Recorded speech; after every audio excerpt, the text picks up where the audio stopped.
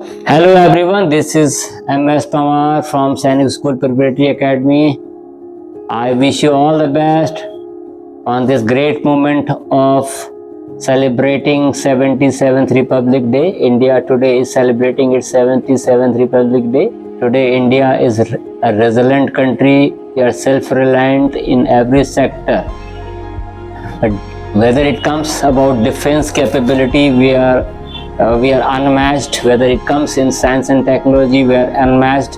Whether it comes in terms of economy, we are one of the largest economies. So I can say this is a proud moment, is a glorious moment for all of us, and with full conviction as a citizen, I have great hopes from today's scenario.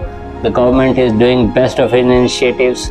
We can see the kind of infrastructures we are having around across the world. That is quite appreciable, and I wish you all the best on this great day of celebration. Our children at SSP, they are also very they are quite intelligent, they are quite capable, they have the vision, and wishing all of them a successful day ahead, great time ahead.